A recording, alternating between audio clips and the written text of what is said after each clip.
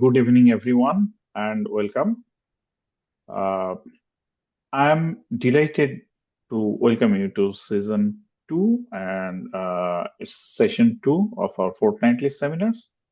And thank you, everyone who have joined us today. And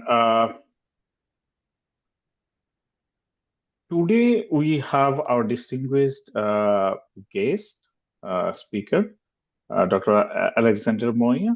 And it is my great pleasure to introduce Dr. Monea.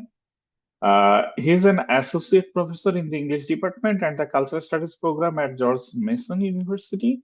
His work sits at the intersection of critical media studies, digital capitalism, algorithmic governance, and the political economy of technology. Today, he will speak on the theme on techno-negligence. When will tech companies be liable for AI harms? Uh, I think we all know that artificial intelligence, which means AI, is no longer a speculative future. So whether we like it or not, we are already living it, and yet there is one really important question which remains unresolved: that when harms occur, who is responsible? Uh, I had the privilege of attending mm, Dr. S's class, and in that we discussed it about it. I think very repeatedly, especially when in case of policing or law enforcement, and we know that AI has been used in medical decisions also. So in case of any decision making or any governmental service, yeah, if we take any decision on the basis of AI processing, then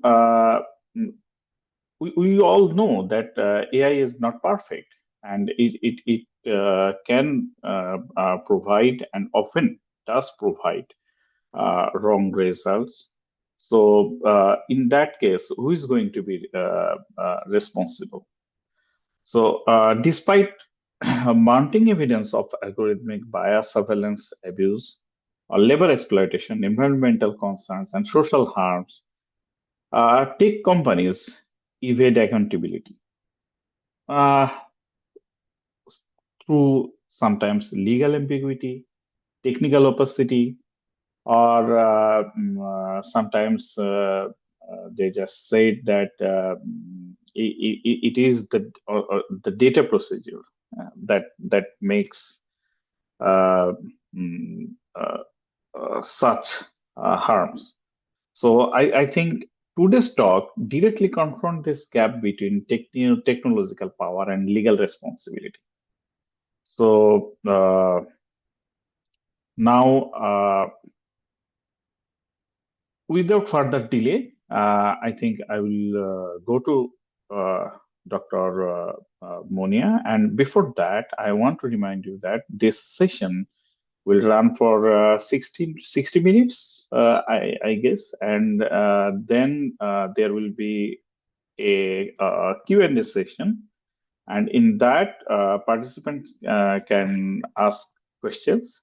And even you can drop your questions in the chat box. And if we find any question in our Facebook page, we can also pull up that. So without further delay, I'm delighted to hand the floor over to Dr. Monea. And thank you very much for joining us today. I think the floor is yours. Yeah, please. Thanks so much for that introduction, Samdir. I'm going to share slides now. Yeah, please.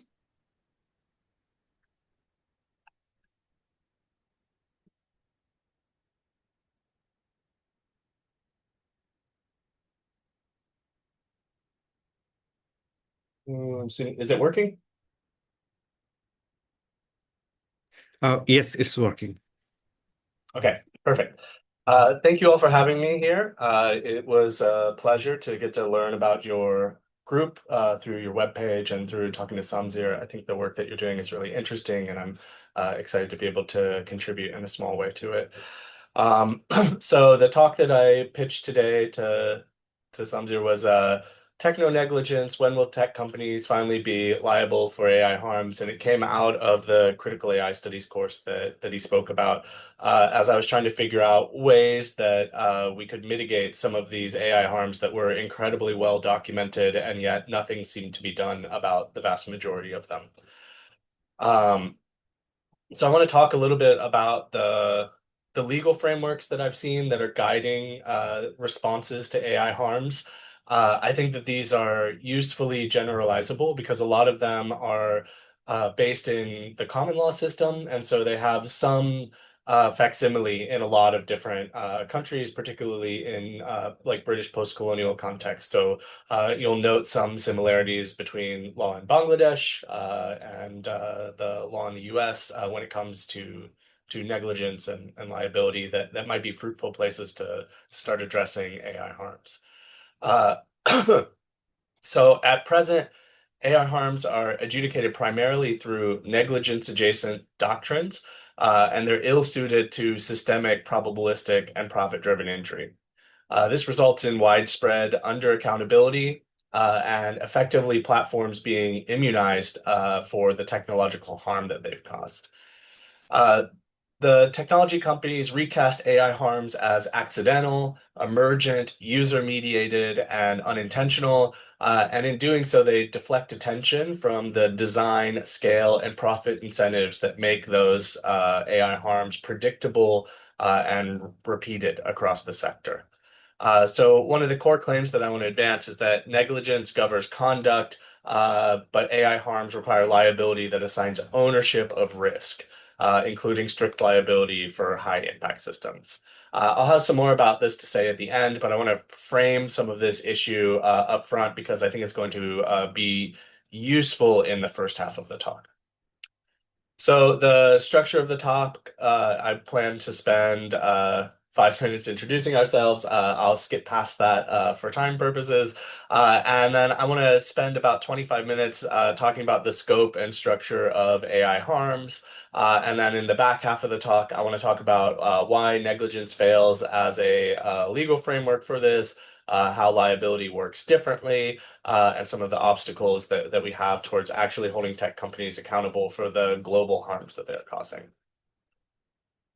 Um, so I want to start with a brief discussion of digital colonialism. I know some of you on the call are teaching this, so we can talk more about it later and get into details, but I want to give an overview of some of the ways that this is playing out. Um, one way that I see it playing out is through what people have talked about as extractivism or regimes of digital colonialism. And here you can see AI extending colonial relations by extracting data, labor, and social life from the majority world while concentrating power, ownership, and profit in the global north. This works by appropriating everyday activities in the majority world as data resources, um, extracting values through platforms and localizing risk and precarity. And extraction is often framed as innovation, inclusion, or development, and people are brought into it through free products or free services, oftentimes. Some examples would be large platforms scraping multilingual global south data to train their models that are then sold back to people in those countries as proprietary services, or AI for development projects that collect data without any meaningful local control or benefit or sovereignty. So data extraction, ownership asymmetries, and value flows are all predictable harms. We've seen them play out over and over again, and they're intentionally designed to cause those sort of harms. They're known in advance, and they could easily be altered. Globalization also means that labor value goes to the north. AI is produced through a global supply chain that mirrors colonial divisions of labor, extraction and risk in the global south, control and profit in the global north. We see this through data labeling, content moderation, and model evaluation being outsourced as micro labor. We see this by compute, capital, and IP, intellectual property being centralized in the US, the European Union, and increasingly China. Uh, Non-Western knowledge systems are marginalized or erased. I'll have some more to say about that later. And African and South Asian workers moderating violent or sexual content for Western platforms is an example of this, as would be encoding English and Western norms, which I'll have more to say about in just a minute. Um, an issue here is that when harm is distributed across these transnational AI supply chains, where risk and precarity is localized in the South, and the workers are there and the consumers are there, but the intellectual property and the capital and the computing infrastructure are localized in the North. You have these sort of transnational AI supply chains that fragment negligence and make it really hard to hold these companies accountable in any one like legal area. Um, and this means that I think we need to reassign accountability in useful ways to make it easier to hold companies liable for this. And then the last aspect of digital colonialism that I want to touch on is infrastructure and digital extractivism. So AI expansion depends on infrastructural colonialism, where connectivity and compute are controlled by multinational firms rather than local publics. This works by constructing undersea cables, data centers, or cloud infrastructure in the global south, owned by companies in the global north. These projects are often framed as bridging a digital divide or connecting the unconnected, but in the process, they enable new data extraction capacities. And the infrastructure follows historical colonial trade and power routes. We read for that class that Samzir was in an interesting paper that laid maps of transatlantic fiber optic cables in Africa over slave trade vessels, and you can see that the exact same sort of hubs and routes and networks are being created, and these patterns are persisting in interesting and complicated and depressing ways. That's one example, and you can also think here of local states bearing environmental and regulatory costs with limited sovereignty. Um, when AI harm is embedded in ownership and control of infrastructure, I think that liability has to attach to those who deploy and profit from these systems, not merely to failures of care within any single jurisdiction. So when you have these transnational supply chains, you need some sort of transnational mechanism for holding them accountable. All right, so I want to talk a little bit about another area of AI harm that's well documented, and I think technology companies are clearly negligent about, despite the law not being able to hold them accountable for this sort of negligence. So one is the linguistic hegemony of AI companies. Most AI companies hold English as their default language. Increasingly, there are some Chinese models, but those have Mandarin as sort of their default infrastructure. And so the critique holds there as well. But AI systems are built around English and a small set of winner languages. These are often referred to as high resource languages. And this produces systematic exclusion of low resource languages and typological diversity. There are over 7,000 languages, but NLP research only focuses on a tiny fraction of them. English, Spanish, French, German, and Japanese dominate the data sets, benchmarks, and conference publications. Um, we read an interesting paper for the class on the difficulties that these systems have with translating from Bangla, and Samzir was testing it.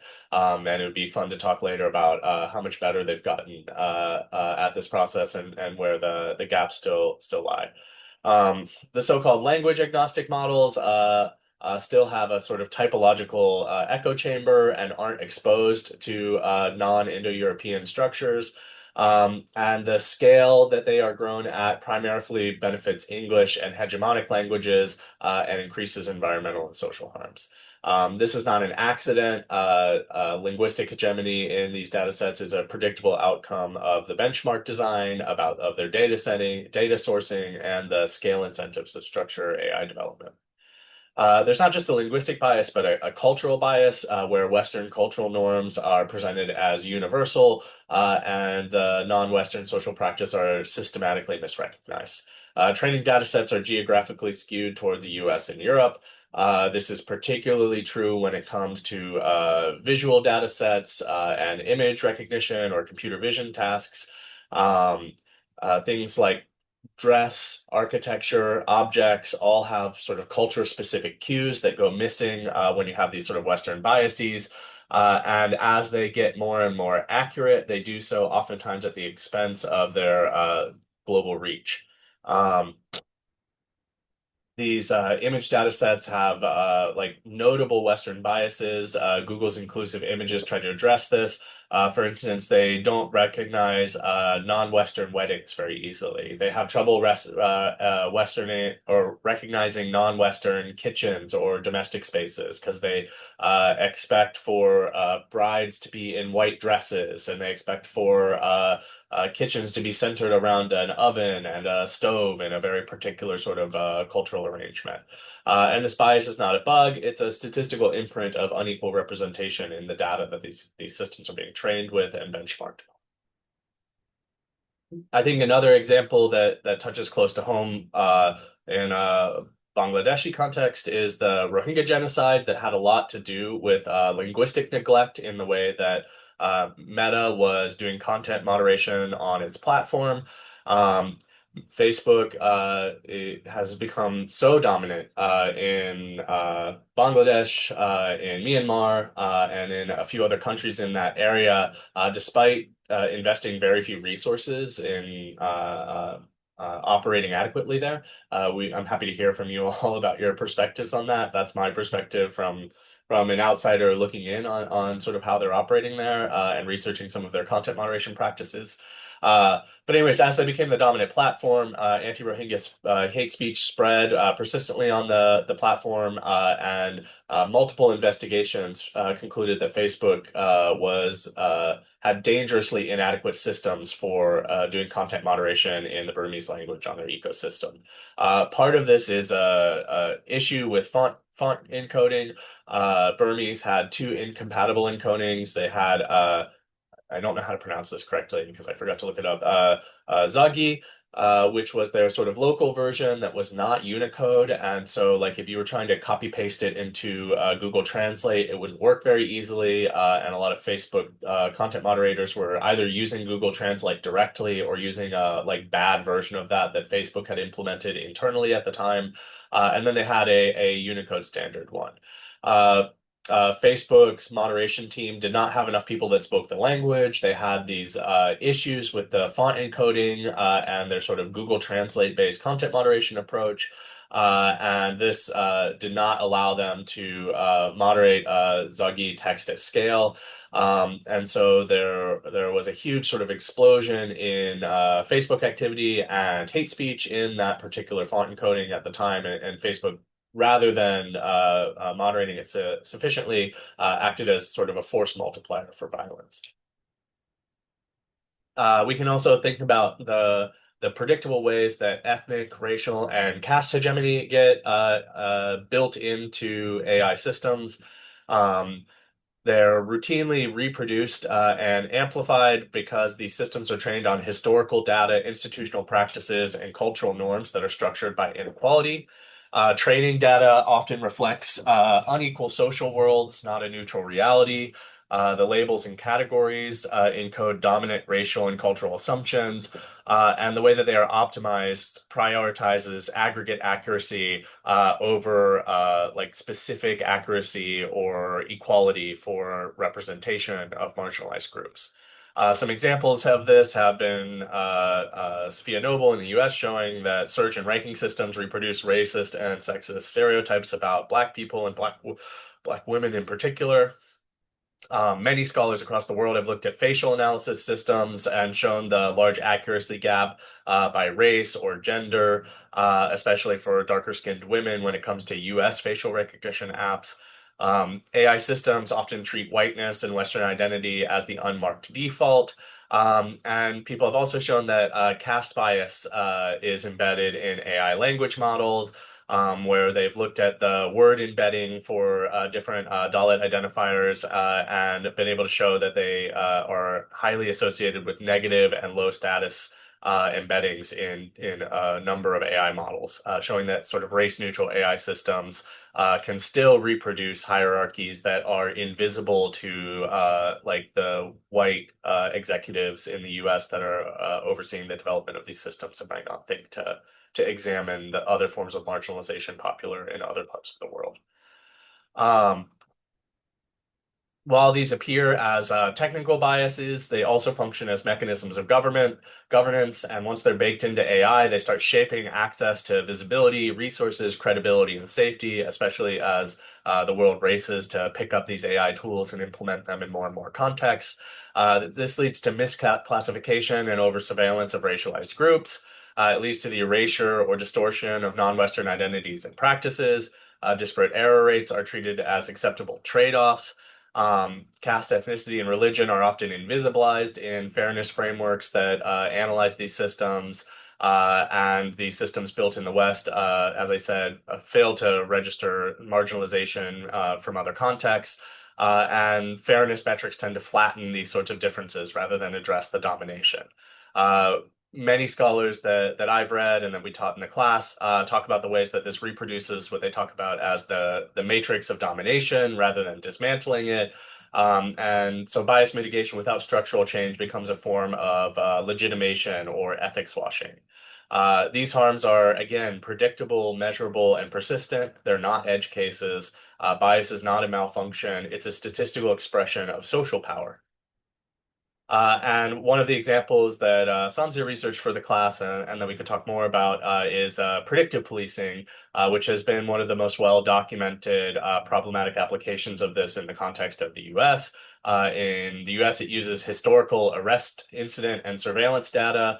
It treats these as sort of neutral ground truths by which you can use AI to determine patterns in criminality. And then it predicts where crime will occur, often sending police there and sometimes even preemptively punishing people by registering them in police systems, in gang databases, in subjecting them to unwanted surveillance.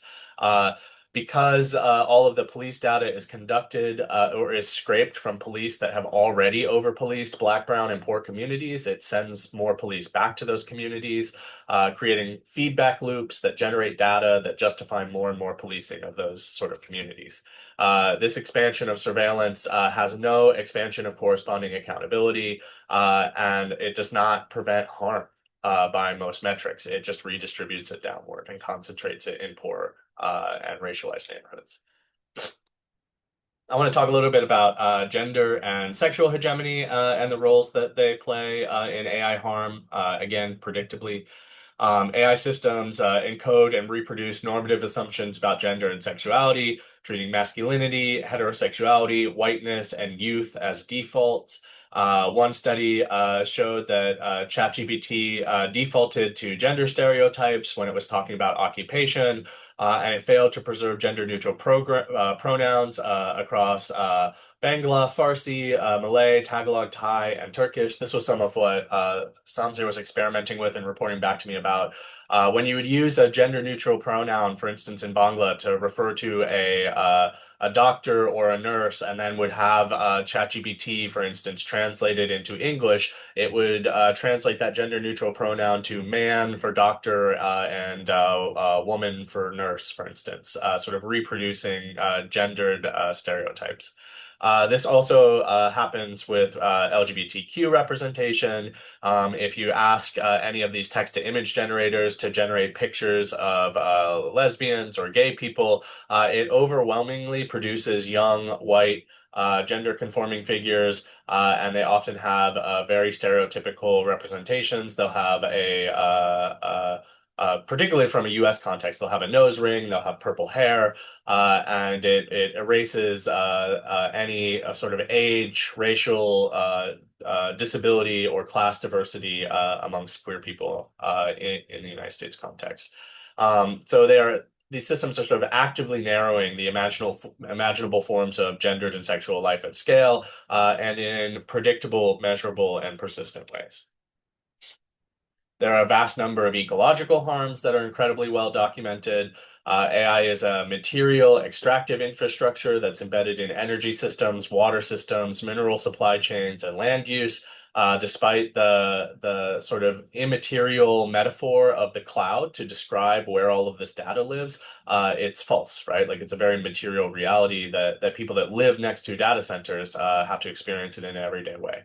They depend on specialized chips, GPUs, and TPUs, cooling systems, and global logistics networks.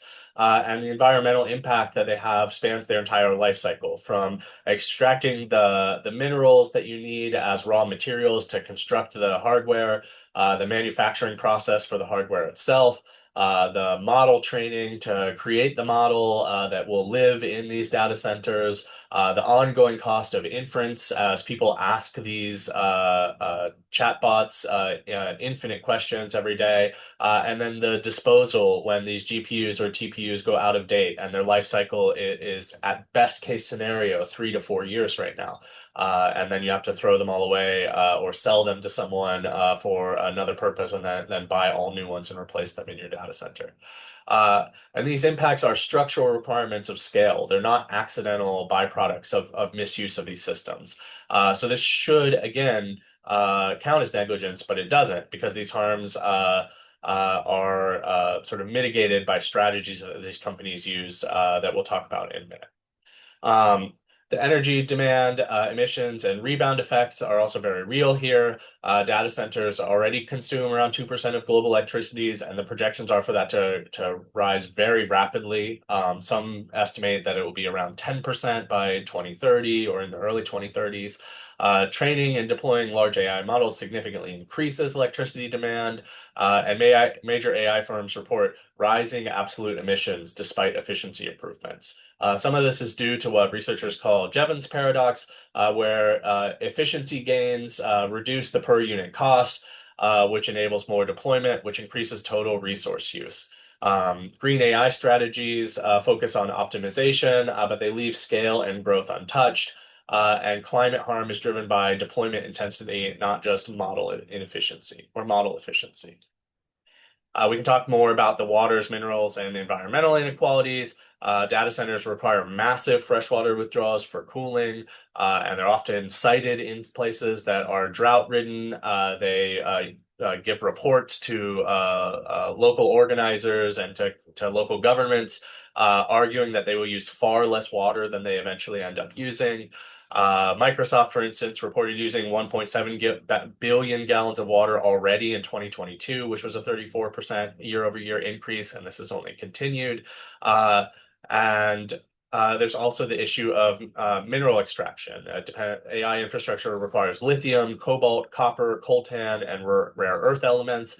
Over half of critical mineral extraction occurs in indigenous territories or the global south, and the extraction generates toxic waste, land degradation, and long-term ecological harm, as well as general immiseration in many of the regions that it's happening, particularly in the Congo, which has been like horrifically documented. There's a lot of environmental injustice here, where the ecological costs are localized and unequal, while profits accrue to transnational firms that don't have to live with the local impact that their data centers are having. And the communities affected by extraction and water depletion receive little benefit and have little recourse once their communities have been polluted. I want to talk a little bit about labor alienation. Again, capital concentrates in the heart of the digital empire.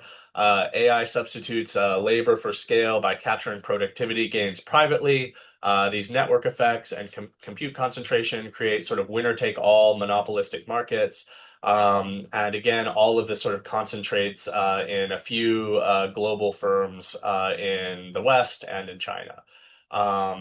This extraction is largely done through free services that lure people to platforms with free high-quality tools and then extract things like data, attention, and dependency. I was reading in preparation for this some work on F-commerce in Bangladesh through Facebook, which was super interesting. And here, sort of the platform controls visibility, payments, rules, and risk. Local economic activity becomes platform dependent and extractable. Facebook gets all of the data about how the economy is working there and can exploit it in ways that they find fit. And it also leaves the economy vulnerable to other companies like Amazon coming in and sort of taking over the infrastructure that they've been building. It also plays out in digital piecework, micro labor, or ghost work. These are forms of hidden labor that are precarious but required to make AI work. These are things like data labeling and annotation, content moderation, model evaluation and reinforcement learning, transcription, translation, and image tagging. These people are paid low rates.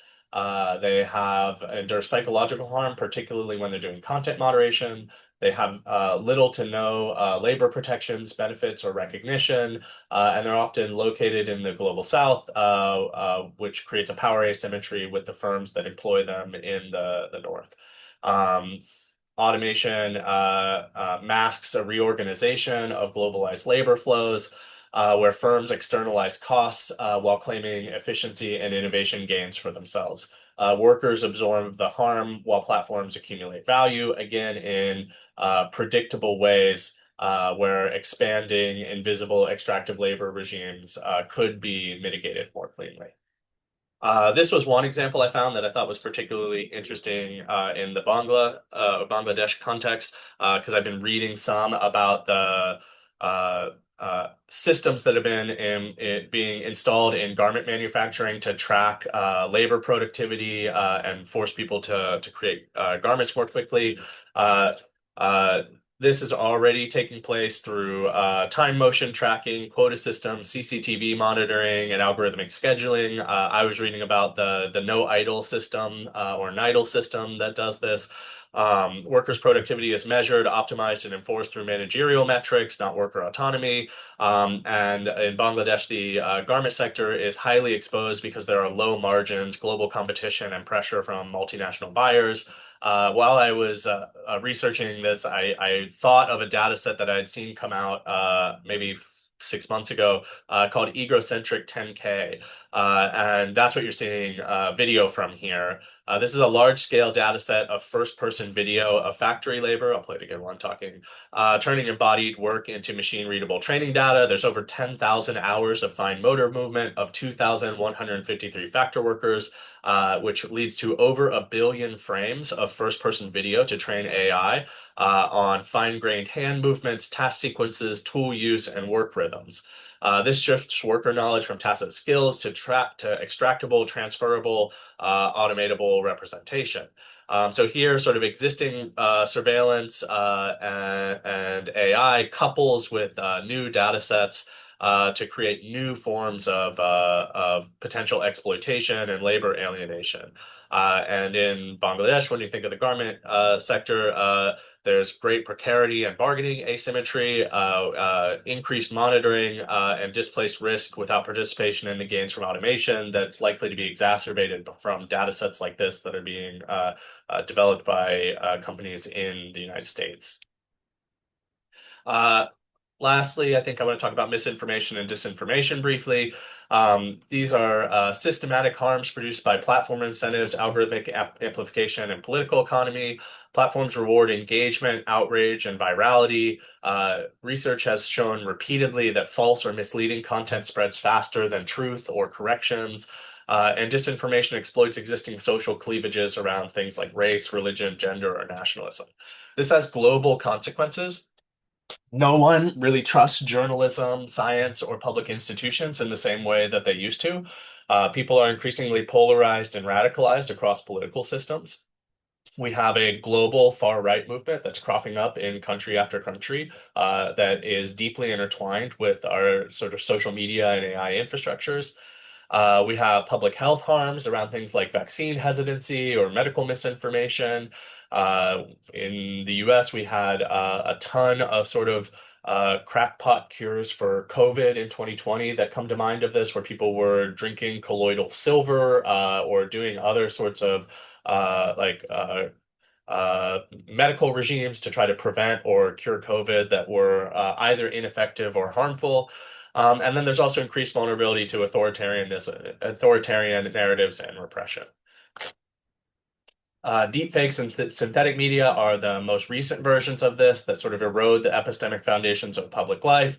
False visual and audio proof can be weaponized for political manipulation, reputational destruction, and harassment and gendered abuse.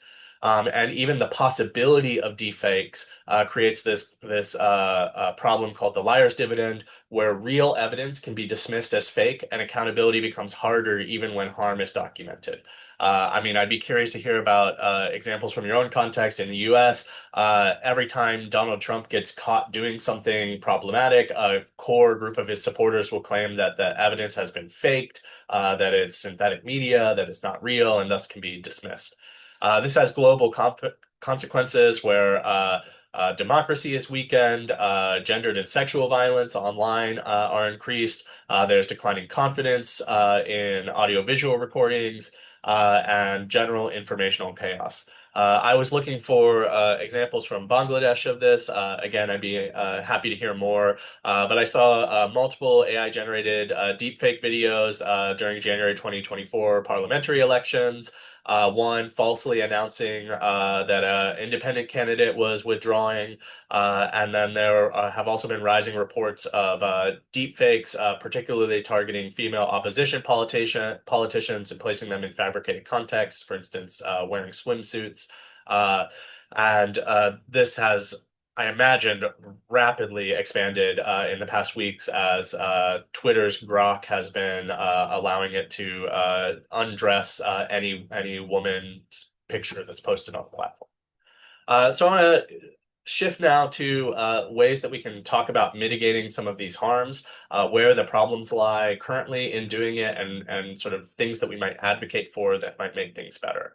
Um, so I'm going to talk from the U.S. context, but at points I'm going to try to generalize this and talk about ways that this applies globally, and especially in other places that have legal system based on common law inherited from the British.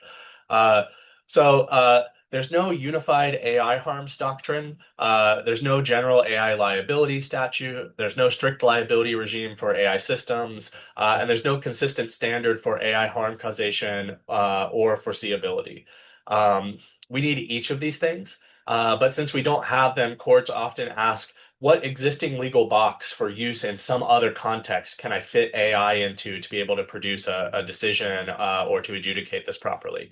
The box in the US that is most frequently used is negligence, but sometimes also product liability, occasionally consumer protection, and very often no liability at all due to immunity doctrines.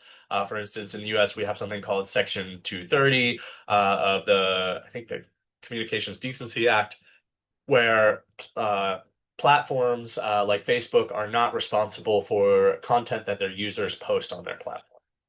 Um, Negligence is the default way that these are adjudicated, but mostly in theory. In the US, negligence is understood as the failure to exercise the care that a reasonably prudent person would exercise under similar circumstances. Plaintiffs alleging AR have to show that the company had a duty of care, that there was a breach or a failure to exercise that duty of care, that the actions of the company directly caused the issue that the lawsuit is about, and that real material damages occurred.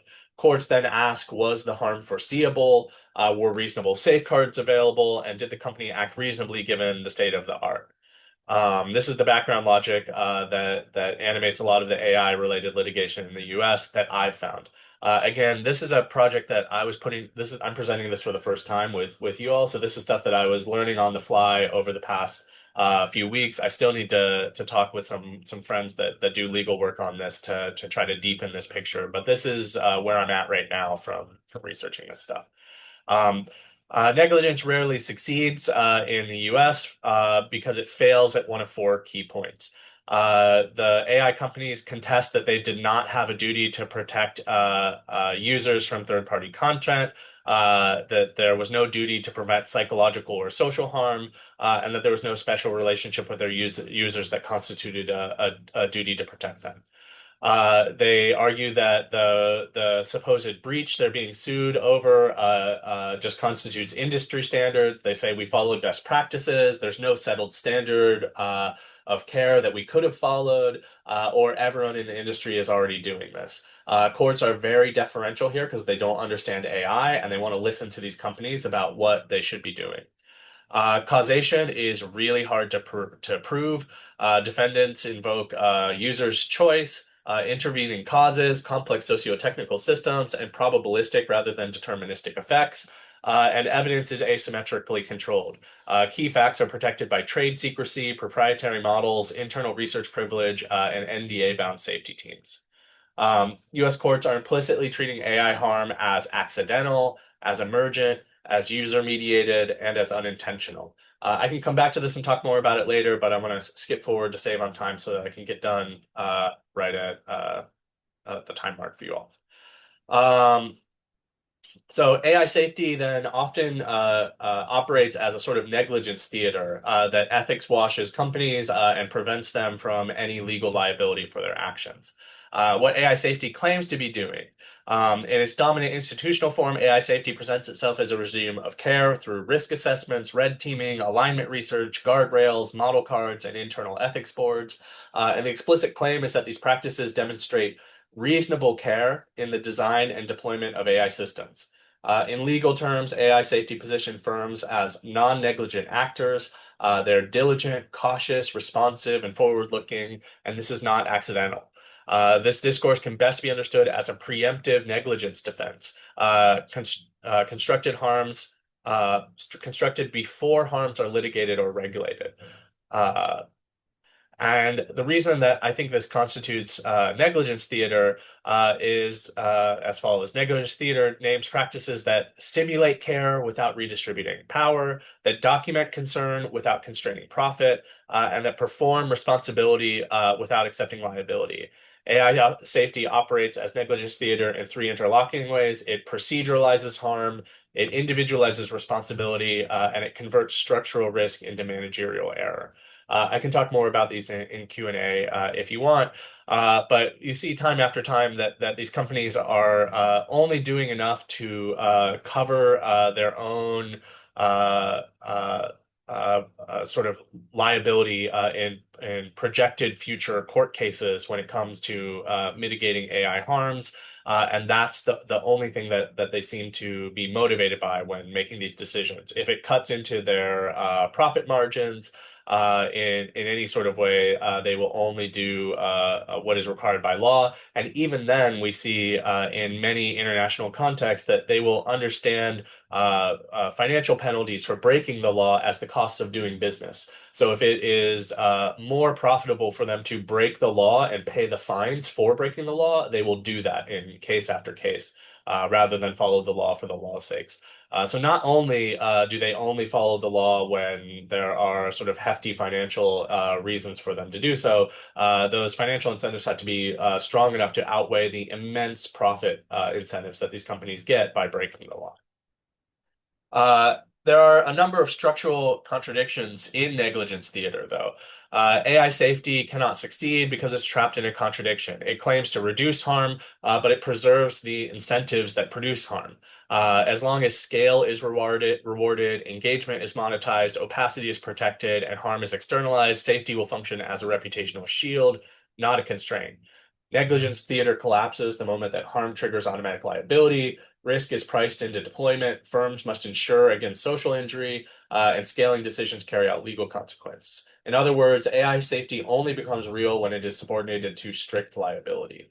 So the missing concept here is strict liability or risk ownership. What AI safety discourse systematically avoids is risk ownership.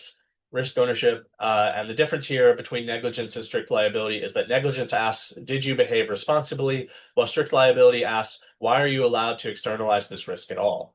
AI safety never answers the second question. Instead, it presumes that deployment is legitimate, that scaling is inevitable, and that harm is just collateral damage.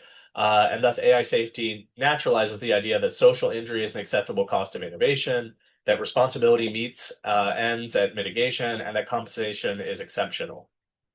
This is precisely the worldview that strict liability was designed to counter. So I want to talk a little bit about strict liability for social harms as we close off, as this is sort of the avenue that I think might be fruitful to pursue in the US, in Bangladesh, in other countries that have common law systems as ways to start leveraging existing state capacities to hold companies accountable for AI harms, because we can't do it individually, right? Like if you and I decide to boycott Facebook, they don't care. Even if we get a few 100,000 or 1 million people to do it, that's a drop in the bucket for the billions of users that they have globally. We need structures that have a large amount of pre-existing power that we can sort of co-opt for the purposes of combating AI harms if we are hopeful of achieving any results in the like short-term or intermediate-term future. So strict liability versus negligence in U.S. law. Strict liability is imposed without proof of fault, negligence, or intents, under which a defendant is held legally responsible for harm caused by certain activities or products, regardless of the level of care exercised. This is, for instance, what happens in safety recalls for products, right? If someone in the US creates a product that is leading to deaths, it doesn't matter whether they did everything to foresee that, whether they meant to do it on purpose. They're responsible for those deaths that they are causing. They have to do a factory recall. They have to reimburse people. They have to fix the products. All sorts of things have to happen. Unlike negligence, which instead conditions liability on unreasonable conduct, strict liability assigns responsibility based on the occurrence of harm arising from inherently dangerous activities or defective products, irrespective of fault. So here are some of the steps that we can take towards strict liability for AI harm. One main way that you can do this is product liability monetization. Treat software and AI systems as products, as consumer products, and extend product-like strict liability regimes to digital services so that liability attaches to defects and resulting harm regardless of care. Many countries in the common law hit system have some sort of product liability law already on the book that can just be updated, or you can make sort of creative court cases to try to argue that AI software falls under this sort of use case. You can also aim for statutory strict liability, and this is particularly fruitful when it comes to high-risk AI use cases. This creates new causes of action that impose strict liability for defined categories of AI, things like emotionally persuasive system, large-scale recommender or ad platforms, consequential decision systems, things like that. And then as another transitional step, you can engage in burden shifting presumptions. So presume liability once harm is shown, placing the burden on developers or deployers to disprove causation or applicability. This is a bridge towards strict liability. The EU is the example that I've seen that is trying most of these. They had a strict liability doctrine called the AI Liability Directive that ended up being withdrawn. Instead, they have this sort of transitional burden shifting presumption that operates in their AI Act. And then they have also updated their product liability directive to include AI software. So they've done option 1 and 3 here and failed to do 2, but hopefully can do it in the future. In the US, the roadmap for AI harms looks something like this. Where law already exists, already allows strict liability, you need to modernize product liability to include AI systems, and you need to exploit existing strict liability logics like design defect or failure to warn for high-risk AI deployments. You need to create a statutory pathway to strict liability, define high-risk AI categories, impose strict liability triggers for specified harms, like self-harm facilitation, financial fraud losses, discriminatory denial, medically significant misinformation, things like that, and assign joint liability to developers, deployers, and platform distributors. Everyone in the ecosystem has to share some sort of liability in the harms that their products are causing in order to fully incentivize people to mitigate AI harms. You need to use transitional tools to build political feasibility, burden shift in presumptions where liability is presumed once harm is shown, and mandatory liability insurance or compensation funds for high-risk AI operators. This is a big one. If AI companies had to carry insurance or maintain compensation funds for the chance that their products cause harm, this would be a huge force pushing them to mitigate those harms in advance. And then you need to win through pressure and proof. Strategic litigation in legible harm cases. People need to be targeting the most egregious harms caused by AI and litigating it very actively. State attorney generals and consumer protection enforcement agencies need to normalize accountability. And one of the biggest things that we all can do is engage in evidence building. There is a mountain of evidence already, and it doesn't seem to be enough to prove that these AI harms exist or that they're causally linked between the AI systems and the harms that they're causing. And so we need to continue building the evidence that people can use to sue these companies and to try to leverage state power to regulate them. So this requires, in the US context, using Freedom of Information Act requests to get documentation and data from companies and government agencies. We need to encourage whistleblowers to come out and provide internal documents from the companies. And individual and independent researchers need to aggregate more data and more evidence to defeat the sort of black box defenses that these places have. Um, in Bangladesh, I think that this could still be a strategy that's useful. I'd be very curious to hear you all's takes on this. But I think that because you all have common law, there are existing sort of statutory consumer law and common law tort concepts that you could use to push for holding AI companies accountable. You have the Consumer Right Protection Act of 2009. You could amend and interpret it so that digital services and AI-driven systems count as covered services and goods and expand remedies for algorithmic harms.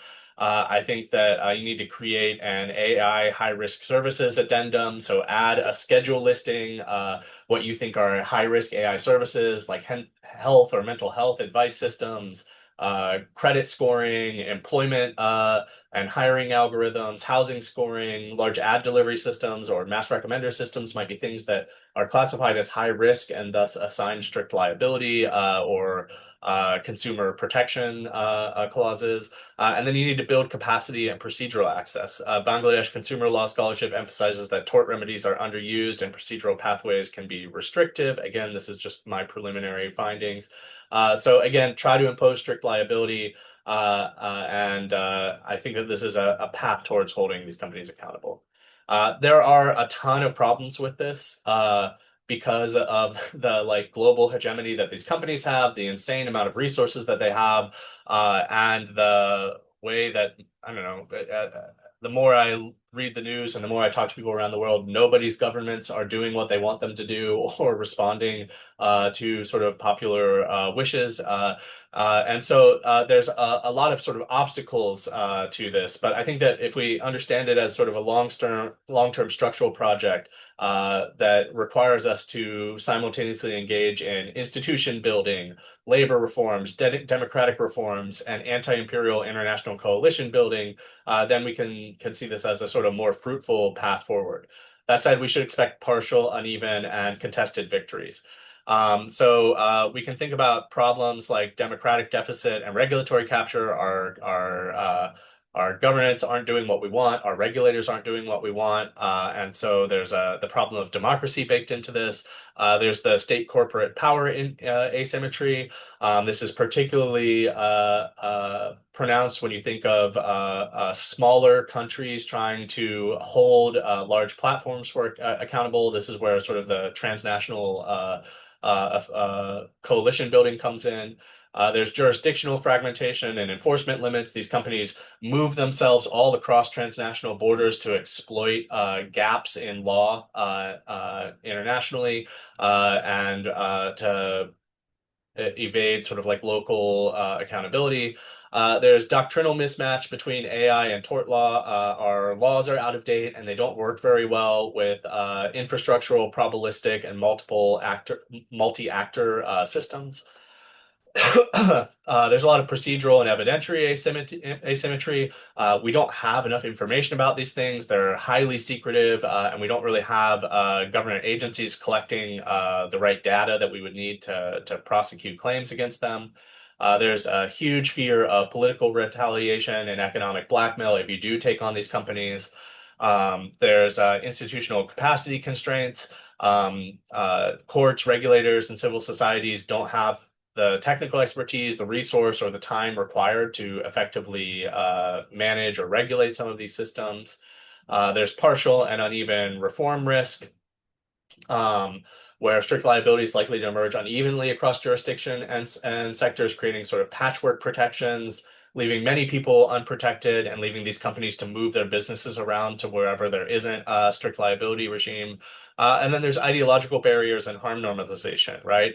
There's prevailing innovation first narratives across the world that frame AI harms as inevitable or tolerable, as necessary for us to build the future utopia that is just around the corner if we just let these AI companies build the next AI system. And this sort of ideological barrier making undermines political support for liability regimes that would meaningfully constrain development. All right, that is my 58 minutes. I've timed it just well enough to be able to stop for question and answers. Thank you for indulging me in presenting this material for the first time. I hope it was interesting and helpful for you all, and I look forward to you all's questions about any aspect of the presentation, or even just a discussion of the convergences and differences between the US context that I'm most familiar with and the context in Bangladesh that you all are living in, researching, and experiencing. I think that would be a really interesting thing to hear more about as well. So thank you for your time. Thanks, Samzir, for the invite. And thank you to everyone in the organization for the work that you're doing. Yeah, thank you so much for this fascinating talk. And I would like to give you a special thanks for situating many of the aspects in the context of Bangladesh. So now we'll move to question and answer session. And so I would go to the participants. If you have any question or any comment, then please raise your hand, or you can drop your question in the chat also.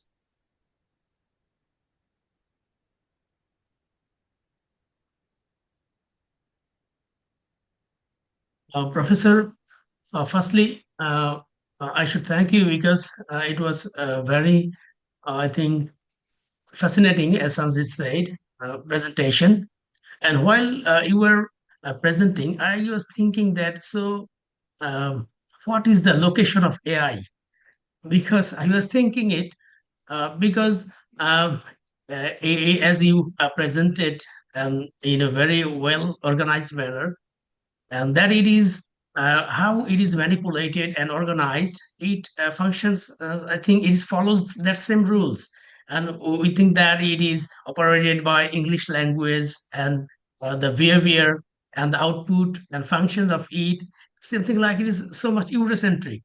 So, as once Marx said, the sun is the extended body of human beings. So, I think is it? I think so. We can say that AI is the extended body of, I think, European technology or European epistemology or something like that. I think just by uh, I am just inviting you to talk about this, John, regarding AI. So this is all. You can talk about more on this ground. So what would be the location of AI? Something like that. Baba once discussed about location of culture. It is all. Yeah.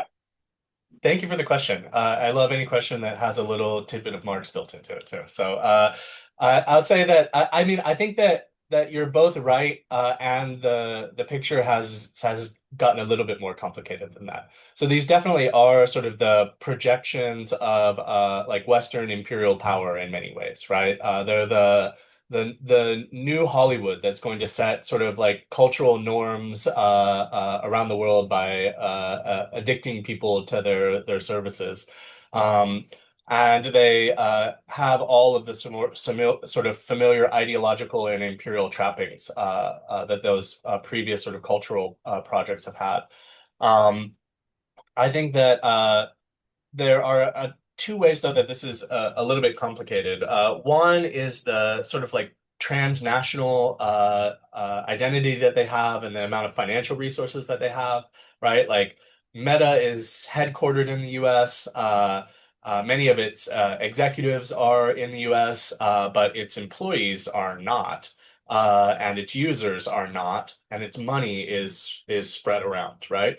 And so, in some ways, the sort of transnationalism of these corporations are new and interesting in certain ways, right? And challenges a little bit. I don't think it challenges the sort of ideological project or the hegemony from the West that they are compounding, but sort of their location within that is slightly new in sort of the amount of money that they have and the transnationality of their workforce and user base.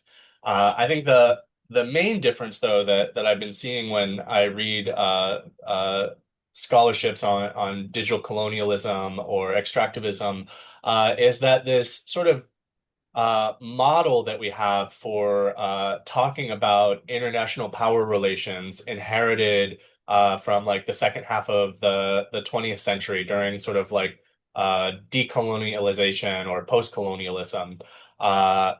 Where sort of the U.S. and Western Europe still sort of maintains colonial relations of power, but through like more implicit means. Um, uh, they still apply here, but they don't easily account for this new model where China is playing such a huge role in AI development, in funding infrastructure around the world, and things like that.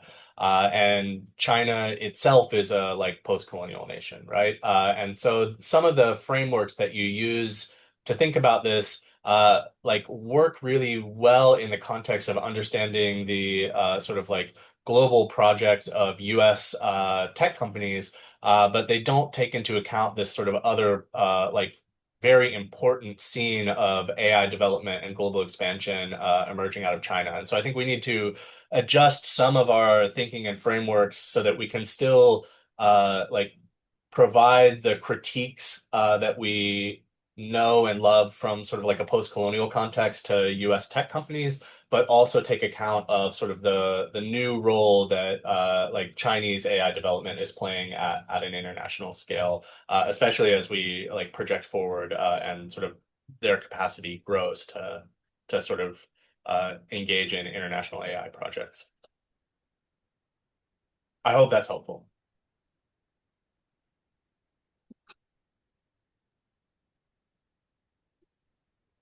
Yeah, I think Sir Mehdi Hassan has raised his hand. Please proceed.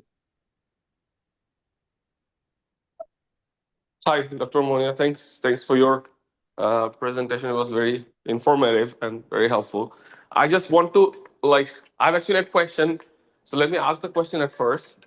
So how much of these proposed strategies that you have shared with us, how much of it you think like will be actually realized by the AI companies?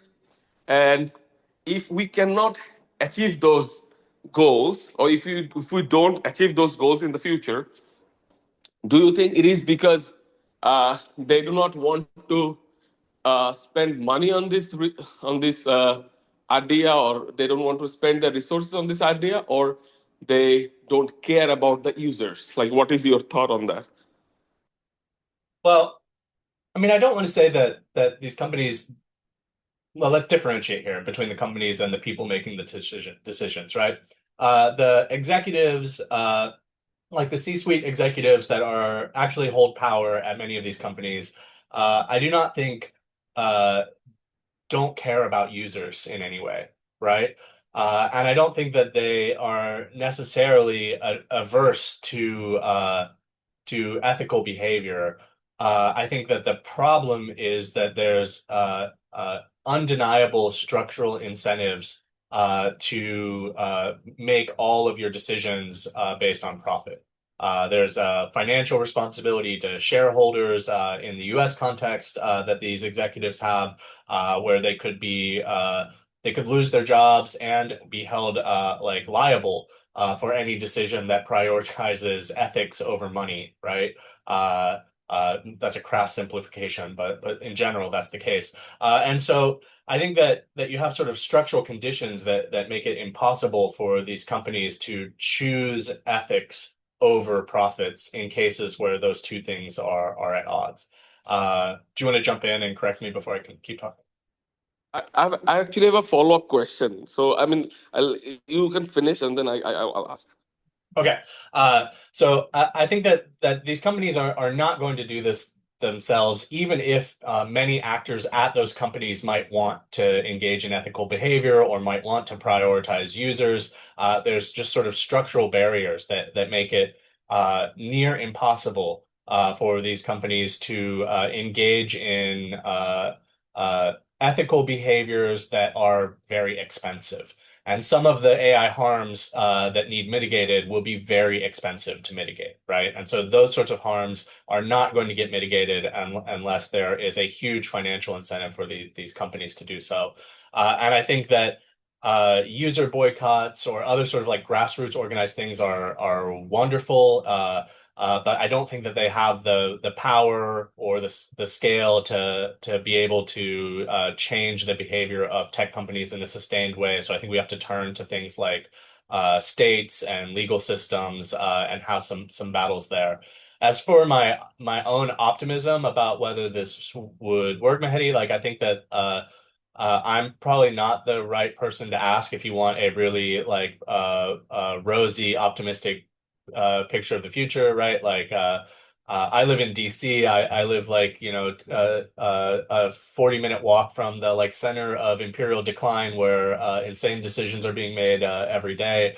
I'm watching sort of like all of these countries like fold into like far right populism. And so it's hard to be incredibly hopeful about the prospects of achieving political victories or like economic victories against governments, let alone against tech companies. Um, I think the issue though is that like I don't want to live in a world where like I didn't at least try to combat this stuff, and I find some source of identity and community in organizing against it. And I think that's sort of the consolation prize that we have to have, is that like the struggle is worth engaging in even if we lose, and that it's character building, community building, and has other sorts of positive outcomes, even if tech companies, become our new feudal overlords, or they set the planet on fire with all of the data centers they create, or all of the other sort of negative impacts that this could have. So again, I don't think it will be easy. I don't have a super optimistic view of the future. I hope other people can paint sort of these utopic visions that spur us all into action that I can then cite and provide to you. But I do think that it's a struggle worth engaging in, regardless of the chances of winning. Follow-up question? Thank you. Yes. So, I mean, what if I become very optimistic and like think that they would incorporate these strategies or these proposals in their system so that system is more equitable, but they start charging like fees, like they have two subscription plan, one is free and they can like do whatever they want to do with your data, and then they have a subscription plan like maybe $10 a month that you can pay them and they will not do anything. So isn't some sort of like, I mean, ransomwaring, like what do you think about it? Yeah, I mean, I do think that we need to like explore other financing models for tech, right? Because the sort of freemium model that you're talking about here, where like services are provided free, but with ads or with surveillance or with whatever to certain people, but premium versions are available for pay, is an interesting alternative to like everyone having the free version jam-packed with ads, right? So I do like the idea of like more options, but I don't think that it fully alleviates the problems, right? Because many people are not going to be able to afford the like premium version that escapes these sort of harms unless it's priced very low. And like income inequality is growing around the world. We're not in a like I mean, you can tell me about the context in Bangladesh, but in the US, right, like people have less and less money. The idea that they could pay for more and more subscriptions is like increasingly infeasible here. And so I think that this is again a part where like the ways that you address AI harms connects up with the ways that you address other bigger global harms that are happening. And you have to think about how you can like give people employment that puts enough money in their pocket that they could afford to pay for like a premium subscription to ChatGPT or whatever that was like less racist or that didn't route data to data centers in drought-ridden areas or mitigated AI harms in other ways. So I do think we need to find ways to finance it. I think that individualizing that responsibility through like premium subscription options has problems, especially when you think about who won't be able to afford that and why. And I think that maybe we can think about ways of putting that cost in more socially progressive areas, whether it's through like taxation and government funding of projects towards mitigating AI harms, or whether it's through like legislative and regulatory oversight of these companies that force them to internalize these costs rather than continue to externalize them onto us as users and as people that have to live in the environments that they are sort of building data centers and you know changing through their platform services. Thank you. I just want to add like one thing to your previous, like the previous question that you were answering. I just want to like back you slightly up on this. Like I have been doing like AI research, like like all these like building these models and those sort of stuff. So I feel like we should take AI as a tool, just like a car or a gun. Whoever holds that power or technology, it will speak to that person's like will. Like if we are thinking about Western civilization or Eastern civilization, it's just a tool. If the users are mostly from Western civilization, then it would speak to that area. If most of the users are from the eastern side of the world, then it will speak to that like that will. So that's what I feel like we need to be very like kind of uh, in like how what is the right word, like impartial or unbiased about when like thinking about this technology or whatever that is. Thank you. Thanks a lot for answering my questions. Thank you. Yeah, and I think that's a fair addition to the talk, right? I don't want to say that I think all AI is bad and that no one should be researching it or applying it, right? Like I use AI. I think it's a really interesting research avenue. I think it has applications that are incredibly helpful and useful. I mean, I would resist the tool metaphor a little bit, right? Because I do think that some of these systems have sort of inbuilt politics, and that no matter whose hands you put it in, they shouldn't exist, right? Like I don't think that AI should be deciding who goes to jail or not, right? Like I don't think even if you put that in the most responsible person's hands, that's a system that I want to exist. And I think that certain systems, certain types of AI are just more dangerous, especially when they're like bound within certain applications.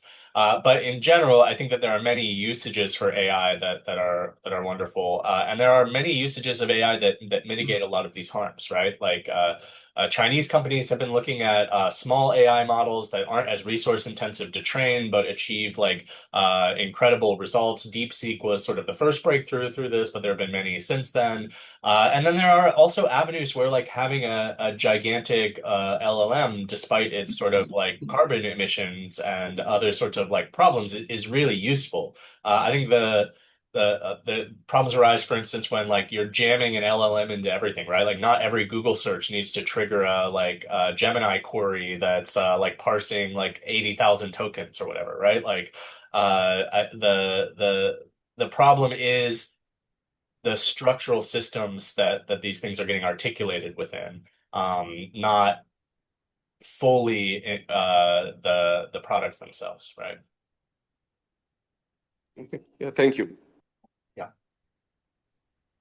I just got a couple of questions to you, actually. If I got you right, basically, you are more of an approaching toward like liability approach than the negligency, because if am I right? Because yeah. Yeah. Yes. So just like, first of all, I kind of agree actually to some extent, because the ethical approach to the AI doesn't really help, apart from basically this is an intellectual exercise, and kind of help us to build an awareness where the legal paradigm should be. But there isn't few other problem actually. I was wondering basically what, like, if you could throw some light on that, because we definitely know actually that the data center have basically causing some form of global warming, and we got some form of regulative aspect locally, like within a country, and also globally actually.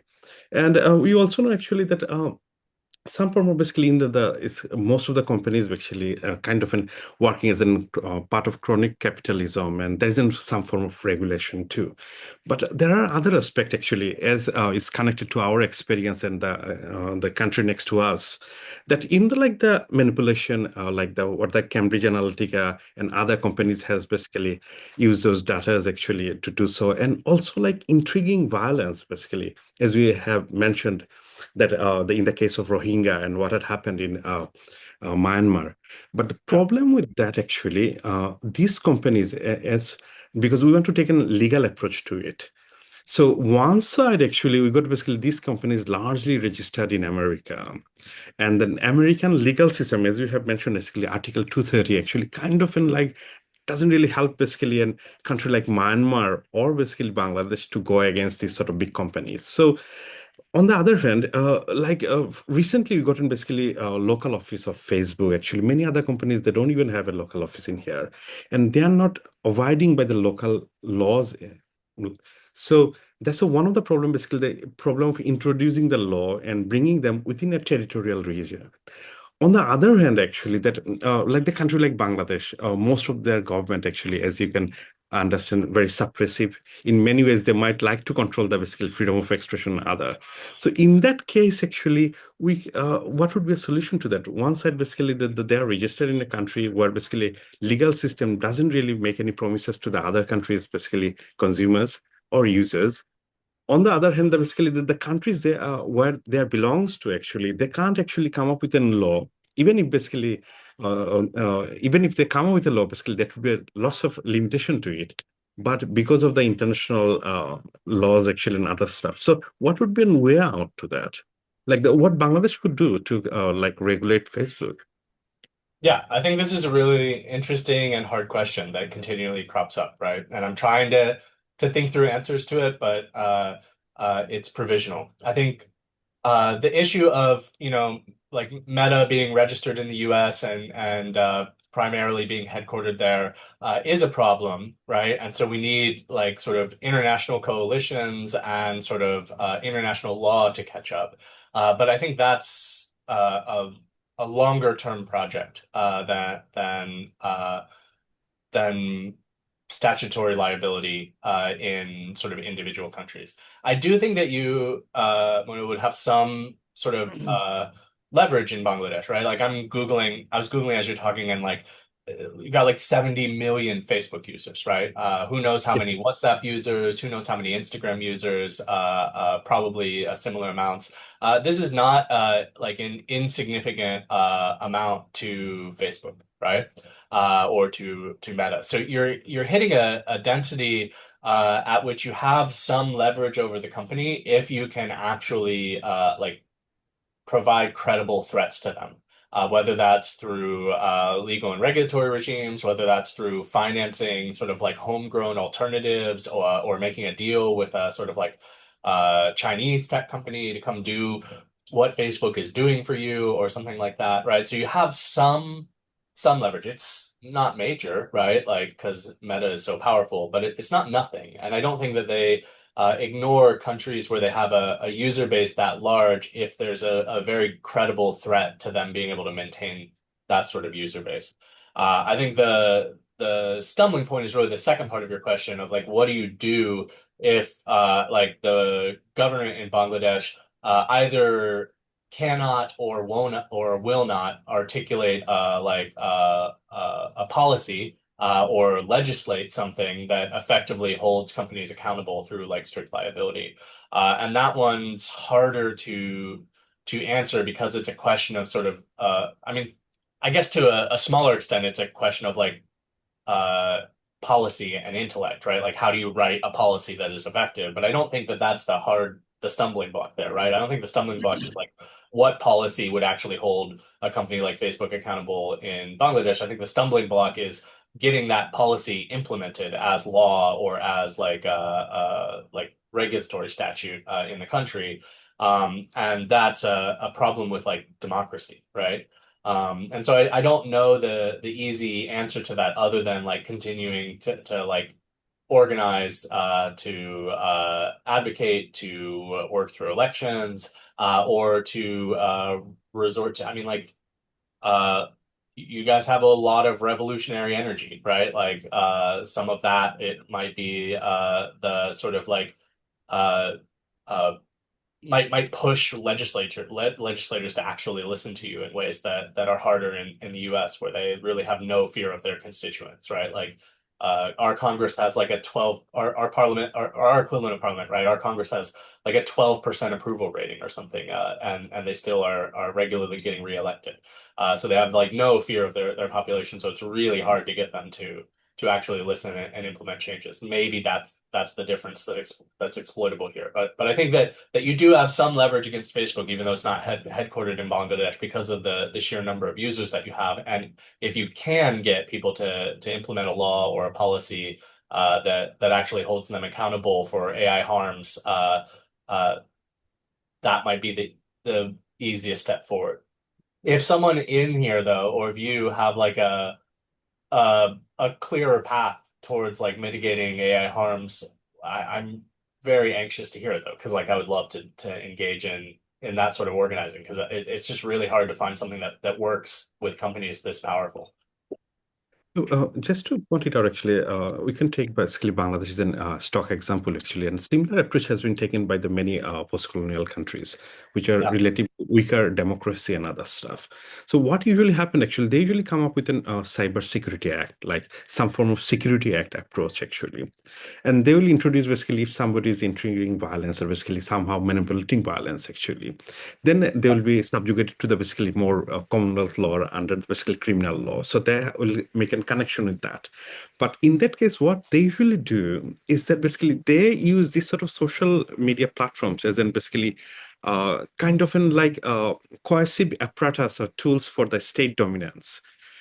So they will because the Facebook's is not really a social media or social like kind of in like online social space. Actually, is also operating in a very more complex way in these sort of third world countries, where basically physical space has been squeezed in many ways by the government, so that basically organized protest doesn't really take place.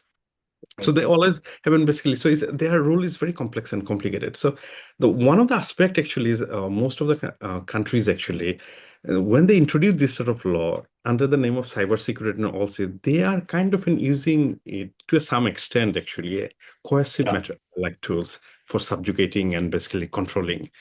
And that's a problem actually, because how this sort of country usually operate. Another solution could be actually kind of in moving on to and basically some form of guideline uh, through like international organization. It could be basically extended, basically human rights commission, like human rights. Basically, you can extend this sort of laws actually, and that is this is a more easier route to take actually, rather than basically developing another association actually. Because if you go to the some of the human rights, and then you can all you need to do extend those actually, how it will function within basically social media and other basically platforms and online platforms. So that could be one of the aspect of dealing with it. But as you have pointed out, this is a very difficult path and very steep uphill for us or for most of the people. But we fear that basically, like one side, like what we have seen basically after the July uprising in 2024, that both in many ways, basically, loss of violence has been intrigued. And the people who are doing it, basically, they are not within the country. There are some cases they are outside the country. So you cannot really extend your legal system to the, even though basically you got in recent Cybersecurity Act, which is extending outside it. So it's a very complex phenomenon. So it won't function within a particular geographical region unless we have a basically more wider regulative. And I think the approach, basically negligency approach, is very easy to get away. So the Yeah. liability approach is much more stronger, and that's what I found it very interesting and very good approach to the legality. Actually, the go for the liability is one actually, and strengthening that law actually. So thanks for the discussion actually. And would you like to say something if you like to add up? Yeah. I mean, first off, I'd just say thank you. I think that the human rights approach that you're talking about, I think, is interesting, and I think could be sort of advocated in tandem, right? And I think that you will have to shift the approach based on the responsiveness of government. I think maybe the gamble that I'm making here is that it's easier for us to imagine controlling our government than it is us controlling Meta or Google or Baidu or Tencent or whatever, right? Yeah. Because they just don't have any democratic mechanisms whatsoever, right? And they operate so transnationally, have so much money that it's hard to collectively organize as users, right? Like if I was trying to like get a majority of Facebook users to do something, I have to get like nearly 2 billion people to do something. Whereas if I'm trying to get a majority to do something with a government, right, like in the US, that means I need to get like 100 million people, right? And so I think that there's something more imaginable about getting a state to be responsive to my demands than a company, even though it's really hard to imagine getting a state to be responsive to like popular demands. And I do think you're right that there are many instances where like governments are using the energy to regulate AI or to regulate social media companies and pushing it in very negative directions, right? I mean, I think that like one of the most in America, one of the most underreported things in tech news is the incredibly and horrifying ways that Meta has bent over backwards to serve Modi's government, right? We don't get very much news on this. It's crazy, the level of like capitulation there, and like there's, I would imagine, some threats going on, right? Like they have a huge user base in your neighboring country that Modi can sort of leverage and has popular willpower where he can threaten to fine Meta or to limit their access to certain things. And so they are capitulating there in ways that you don't really see elsewhere and that aren't getting reported. And I think that's a very good example of a place where like it's really challenging to imagine how you would achieve a project like this, right?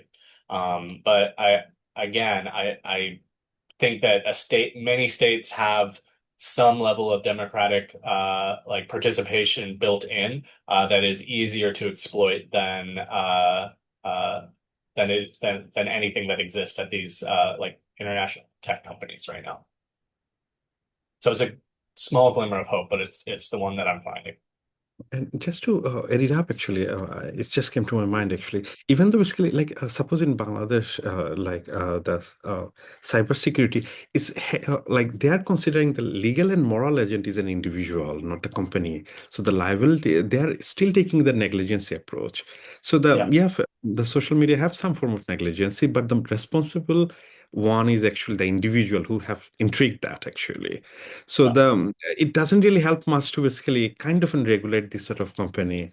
Yeah. Yeah. So So thanks. I think probably someone else got a question too, actually. Yeah.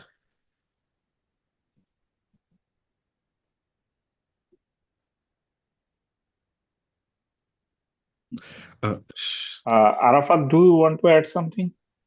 No, Sir can finish, then I can ask question. Yeah. Sir was telling something, sorry. Oh, no, go ahead. Yeah, No, I'm done. Sar was giving the floor to you. Yeah. Oh, okay. Thank you. Sorry. Hi, Professor Monea. Thank you for the great presentation. So, I have a question regarding like the race of geopolitics here.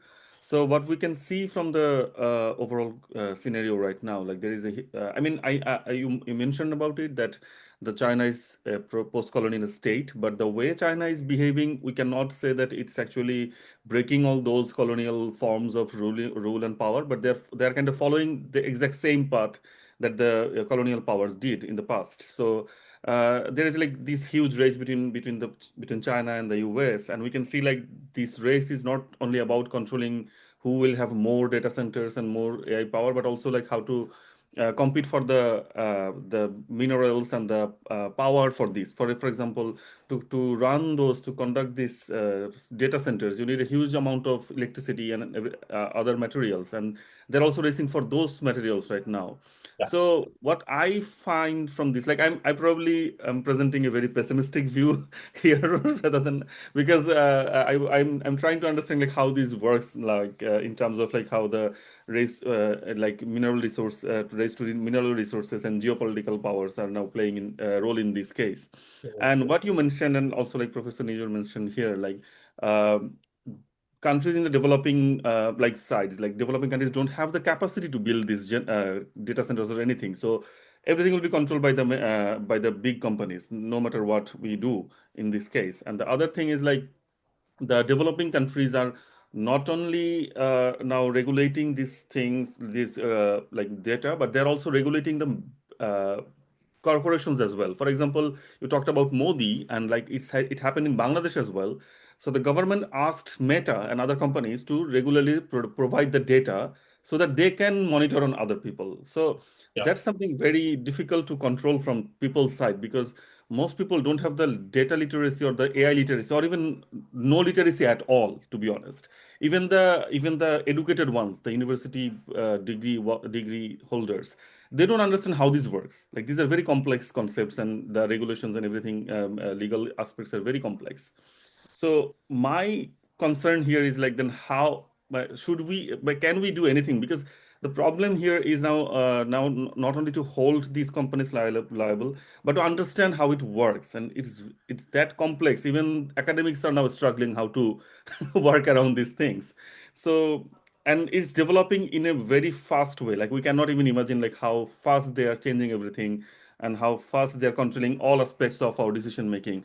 And like in the beginning, you talked about, like, I'm probably extending a bit, but I'm also like trying to make some points here. So like you talked about like how the language models are not developed that much. But if you now try, I mean, they are developing so fast. Even they can write better Bengali than us, to be honest. I mean, it doesn't take them too much time to just co-opt or adapt. So Yeah. my fear is like, how actually is it possible for most of the people in the world like to go through this process, and what can we do in this situation? Like we can probably raise our voices, but by the time they will be heard, there will be many more other issues. Yeah. So yeah, in this situation, what to do actually? Yeah, I mean, first off, I guess just welcome to the 21st century, right? Like this is there's too many problems, they crop up too rapidly, and we all feel rather impotent in our capacity to address them. And it's a real sort of struggle to figure out how to respond to that. Especially when you're just getting bombarded with it 24/7 all day long, right? Like every time I pick up my phone, there's like a new crisis that could like destroy the world that I'm meant to like care about and take action on, and it's really hard to live through that, right? And so I think that these are like hard questions that we're going to have to continually ask ourselves, even outside of the context of AI. I think on the China stuff that you brought up, I mean, yes, I think China is following some of the same patterns. It's hard for me to assess, right? Because in the US, everyone is so xenophobic that like our news is not very reliable when it comes to what's going on in China. And so anything written in English about sort of like Chinese AI, as particularly around the sort of like ideology, the policy imperatives, things like that is suspect. And it's really hard unless unless you're going to spend all of your time reading that and trying to learn it as a like English speaker, it's really hard to know that you've got a fully accurate picture of it. Maybe you all get less crazily biased news about China. I don't know, but it's harder to know exactly what's going on there. In the U.S. context, the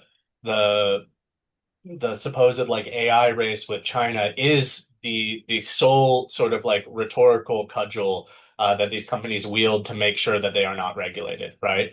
Even as they like grow unpopular, as their sort of like new capacities stagnate, right? Like ChatGPT 5 was kind of a flop here. Other sort of new AI products are sort of flopping. So popular enthusiasm is waning a bit. And like regulatory pressure is growing, but they resort to this sort of rhetorical strategy of AI will achieve AI supremacy first, and then everyone stops critiquing them and lets them do whatever they want. And so I think that rhetorical strategy is going to continue to be really effective in the U.S. context, and there's not really a way to mitigate it, right? Like there's no easy path to make the U.S. less xenophobic and less like just terrified of China and their economy. Maybe one day, but I think that that's going to be a problem that we need to address. I think that the issue that you brought up of like how do people in a country like Bangladesh like use AI for their own purposes, I think there might be more room for optimism, Arfat, than you're expressing, right?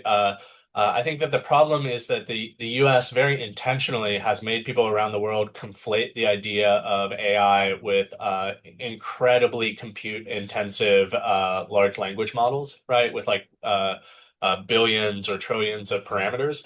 And that's really not all AI is, and that's not all that's effective within AI. And that there are many people that are like looking at ways of incorporating it in smaller ways, right? Like I've seen projects where people are collecting oral data from people with like indigenous languages that are on the verge of being lost. Using all sorts of like interesting new forms of consent and permissions for incorporating them into AI systems and creating AI that can like learn that language and that can teach people that language and that doesn't require the same sort of like computing resources. Sometimes you'll take a kernel from one of these companies, right? Like you'll take like Meta's Llama that they open sourced and then like fine tune it with stuff that you're adding to it. Some people are training them from scratch, but there are projects like this where people don't have a giant data center with like hundreds of billions of parameters being fed into it for their models, that they're still doing useful AI research. And also like Bangladesh is huge, right? Like you guys could have a data center and do like Bangladeshi AI if you wanted to. Bangladesh do have a data center, by the way. Yeah. I mean, you could have your own that's just for like a particular AI project, right? That it's not, I mean, the countries that I'm talking about that like can't feasibly do this are countries that are like 1 million people, right? Like an island somewhere. Big countries can do AI. So I think there's potentially more room for optimism there. But when it comes to the issues of like how do you deal with India getting Facebook to provide them data on like Bangladeshi Facebook users or other governments like using like social media and AI as surveillance tools. There's not an easy solution there other than trying to find ways to leverage the mechanisms of power you do have access to like hold them accountable. I'm looking to the state as a like problematic but like potentially useful resource in that. Others we have looked at like international agencies, and you could talk about other sort of like movement building efforts, but I think that's where you have to go, right? Like you have to look for the mechanisms of power that you do have, however slight, against these transnational tech companies. Thank you. Thank you for this. Okay, I think we are well past the estimated time for the question and answer session. But any last question? Anyone want to ask something or add something?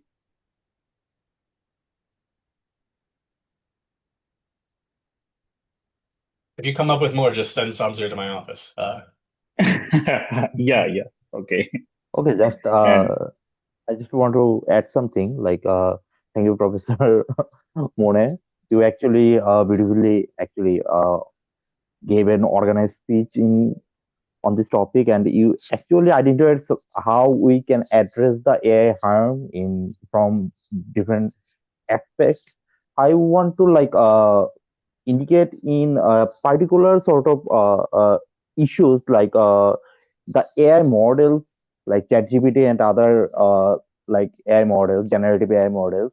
They are designed in a particular way, what we can call an persuasive user experience model, which actually designed in a way that actually uh, gives always gives you some positive feedback and gives you some always validating you, and it's kind of lure you into a particular trap so that you gets back to that platform again and again and provide more user data to it.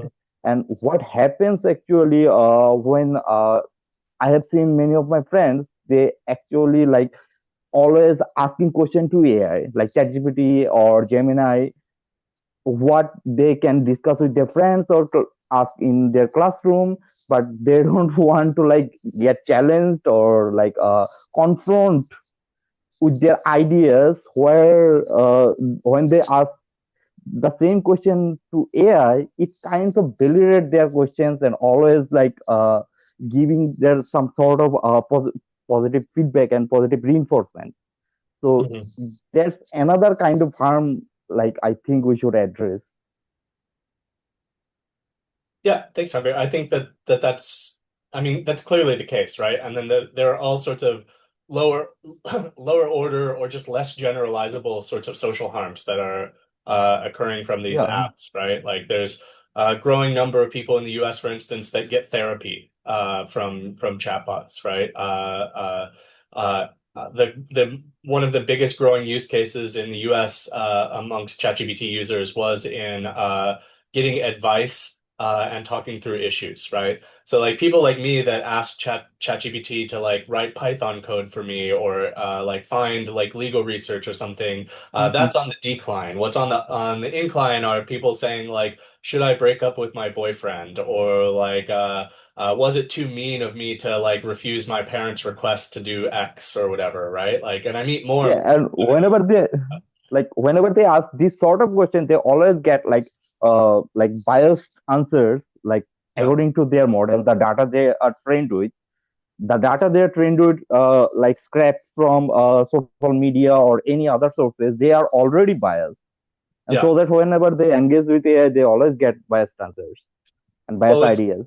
what's interesting is not only are they biased, but like we read some reports in the class that like they don't even have consistent norms across them, right? So different Yeah, people can ask ChatGPT like ethical questions and it will give it very different answers, right? So there's no sort of like even like principled ground from which it's giving advice. It's just giving sort of like random statistically generated patterns that look like advice and people read as advice and then maybe restructure their lives around. Like people are getting divorces based on what ChatGPT tells them, or like cutting off their parents because of what ChatGPT tells them, all sorts of stuff like this. And so, yeah, there are going to be tons of different sorts of harms that aren't categorized here that need to be addressed. I think that there will be questions of like which ones are severe enough that like you hold companies accountable, and do you hold them accountable through a negligence or a liability framework based on like how risky the harms are, right? Like if the harm is just like people might be breaking up with their boyfriends or girlfriends unfairly, then maybe we don't need a strict liability platform for that. Maybe it can just be like negligence, right? Like where if it yeah, leads to like stalking or harassment or something, then they're liable. But in cases where it's like telling people to commit suicide, right? Like, which we've seen happen multiple times and people have done, like maybe we need strict liability there, right? Like you cannot have a chatbot that's like recommending people commit suicide and giving them detailed instructions on how to do it. And so, I mean, I think we're going to have a ton of issues like this that need to crop up. The technology is addicting, right? Like they're hiring the most like experienced people in like creating gamified apps for phones to make it compelling and to make people use it more and more.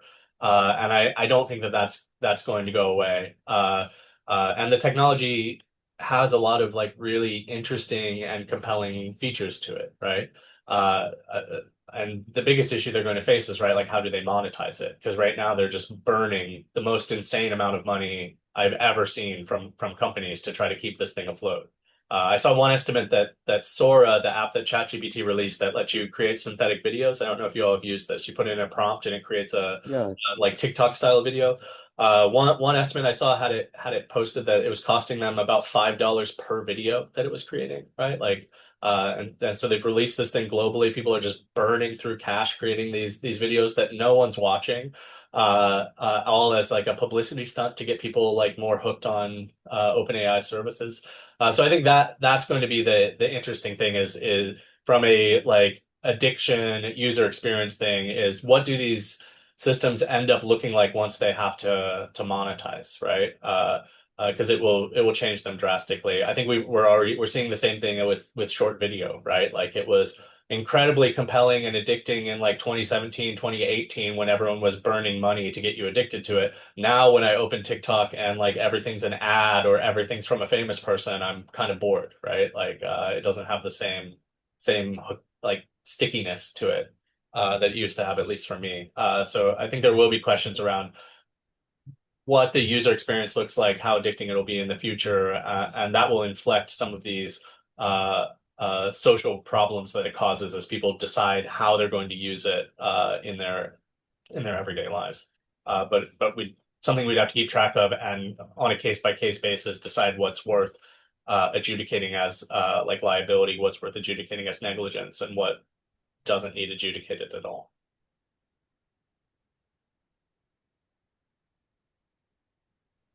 Yeah. Yes. Thank you. Thank you so much. I think still we have so many questions, but due to time distance, we have to stop somewhere. And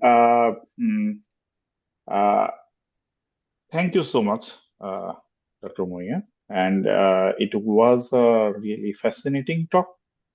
And perhaps we have just inaugurated critical AI studies in Bangladesh because it's a very pretty new field. And so it's a nice beginning, I should say. So thank you for that. And there are you provided us very food for thoughts, and as our thoughts grow in the future, I think we have to come back to you again.